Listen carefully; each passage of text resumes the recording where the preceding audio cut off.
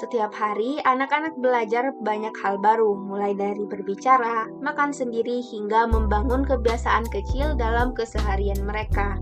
Di balik semua proses tumbuh kembang tersebut, terdapat satu aspek sederhana namun sangat penting, kesehatan gigi dan mulut. Gigi berperan besar dalam membantu anak menikmati makanan, berbicara dengan jelas, serta tumbuh dengan rasa percaya diri.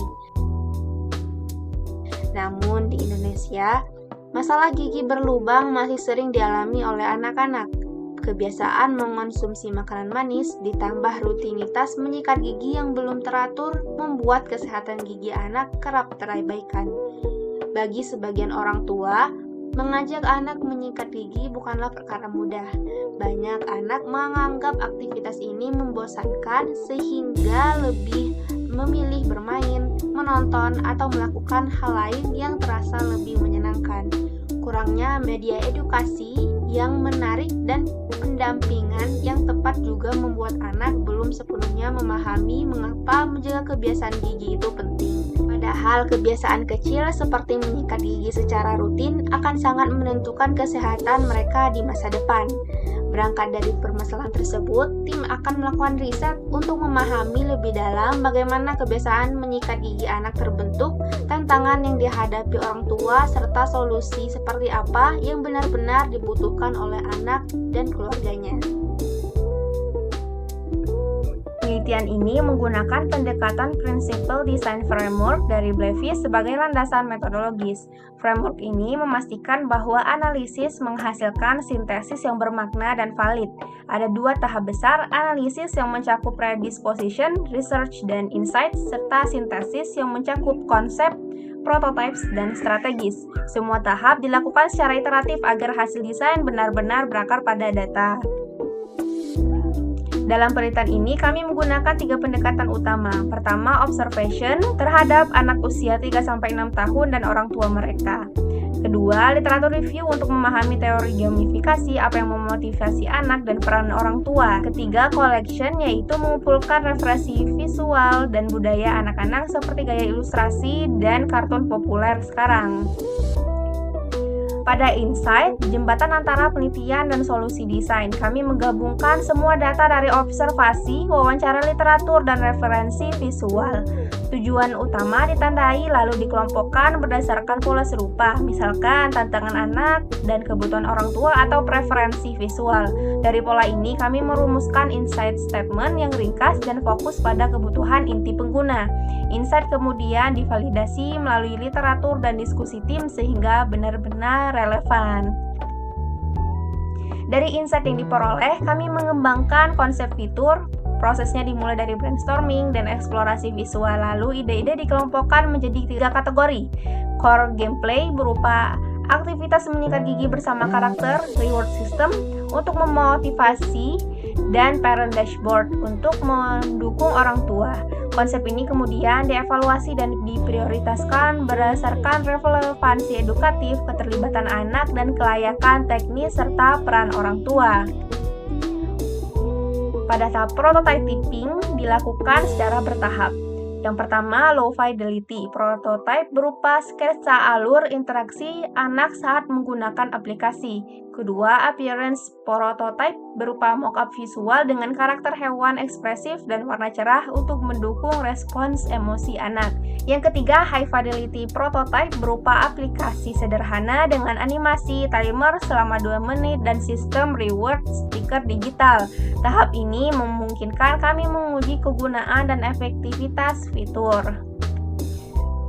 Pada evaluasi dilakukan pada 3 tahap utama. Pertama, uji coba langsung terhadap anak usia 3-6 tahun untuk mengamati ekspresi, perhatian, dan keterlibatan.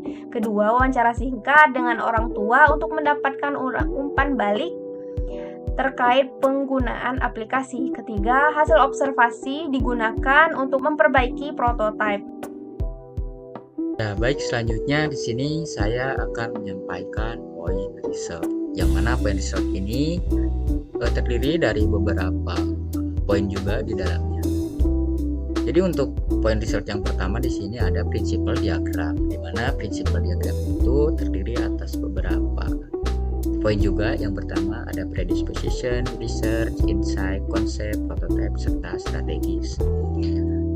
Seperti dapat kita lihat, untuk predisposition seperti contohnya di sini ada cepat bosan, kemudian research juga ada observasi anak dan orang tua.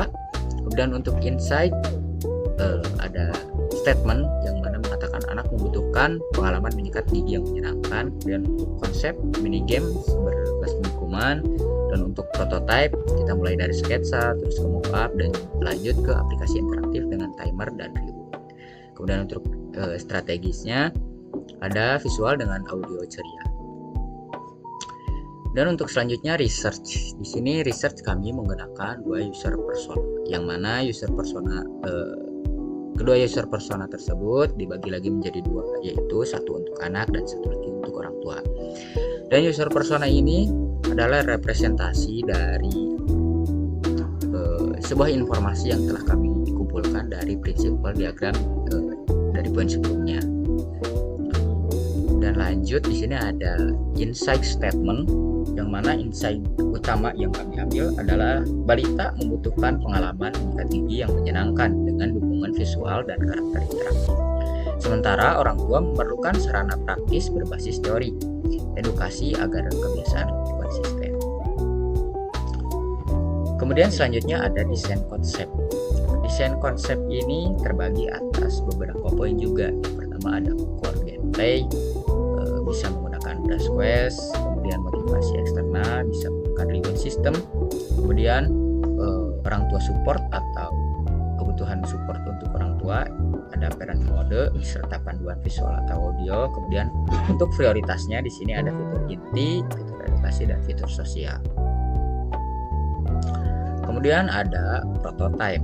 Nah, di sini adalah prototype dari low fidelity kami yang menjadi dasar dari high fidelity yang akan kami kembangkan. Mungkin untuk lebih lanjutnya di sini saya akan jelaskan high fidelity kami, yang mana ini juga sebenarnya nyambung juga ke low fidelity-nya.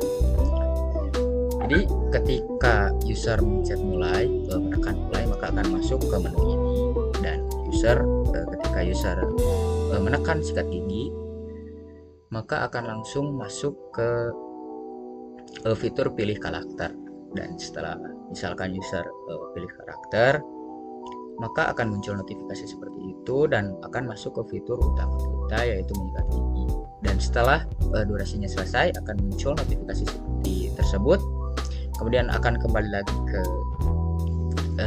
dashboard ini. Nah, setelah itu jika klik pemantauan, maka akan muncul monitoring seperti ini. Sebuah menu tutorial untuk membantu orang tua memakai aplikasi kami.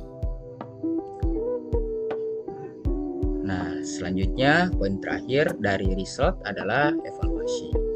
Jadi untuk metode dari hasil evaluasi kami, metode yang kami gunakan ada high fidelity usability testing dengan menggunakan Maze, kemudian user experience questionnaire dengan menggunakan atau bisa kita sebut juga dengan UX. Kemudian untuk jumlah partisipannya berjumlah 4 orang, yaitu terdiri dari orang tua dengan balita. Kemudian untuk hasil usability testing, direct sukses 8,3%, rata-rata waktu task 25,9 detik, give up atau bounce 0%, dan untuk kesimpulannya, jadi navigasi mudah, alur interaksi juga jelas. Kemudian untuk hasil UX bisa kita lihat attractiveness 2,75, persuasivity 2,38, efisiensi 2,75, stimulation 2,75, novelty 2,88, dan untuk kesimpulannya kami ambil semua skala di atas kurang lebih 2,0, yang artinya kategori sangat baik. Oke, jadi di sini ada tomorrow narrative skenario. Nah, pada bagian ini kami ingin menggambarkan bagaimana solusi kami digunakan di kehidupan sehari-hari. Nah, jadi di masa depan itu menyikat gigi tidak lagi menjadi aktivitas yang membosankan bagi anak. Nah, saat anak membuka aplikasi, karakter animasi favorit langsung muncul dan mengajak anak berpetualang melawan kuman. Selanjutnya, anak itu bermain, mengikuti instruksi visual, suara panduan, dan timer animasi hingga tanpa sadar sudah menyelesaikan durasi ideal 2-3 menit. Nah, pada pagi dan malam hari, lagu gerakan lucu serta progres visual membantu anak memahami bagian gigi mana yang harus dibersihkan dan kapan sesi menyikat gigi tersebut selesai. Nah, hal ini membuat anak itu merasa lebih percaya diri dan bangga karena bisa melakukannya sendiri.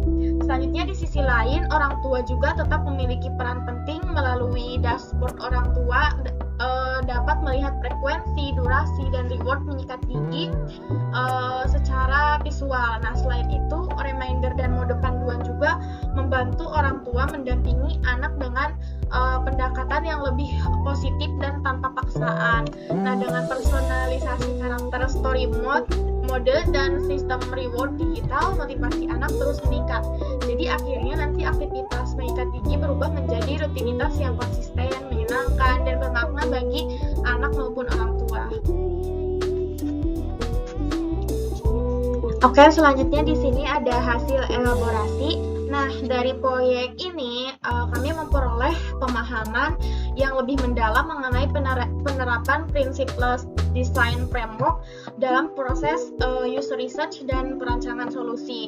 Nah, berangkat dari berbagai predisposition seperti anak yang mudah bosan, pentingnya peran orang tua, serta kebutuhan akan media visual dan reward itu, kami berhasil menyintesiskan masalah dan peluang desain menjadi solusi yang terstruktur. Selanjutnya, penggunaan tomorrow narrative itu membantu kami memvisualisasikan bagaimana solusi digunakan dalam konteks kehidupan sehari-hari anak dan orang tua. Nah, setiap desain opportunity diterjemahkan ke dalam skenario masa depan yang realistis sehingga nantinya memudahkan kami mengevaluasi relevansi solusi. Selanjutnya, tantangan dalam memahami perilaku anak dan dinamika pendampingan orang tua justru mendorong kami merancang fitur yang interaktif, fleksibel, dan mudah digunakan. Nah, jadi secara keseluruhan proyek ini tuh meningkatkan kemampuan tim dalam UI UX design, UX research, UX writing, serta manajemen proyek berbasis user-centered design dan menunjukkan bahwa pendekatan naratif ini mampu menghasilkan solusi yang fungsional, menyenangkan, dan berkelanjutan. Conclusion.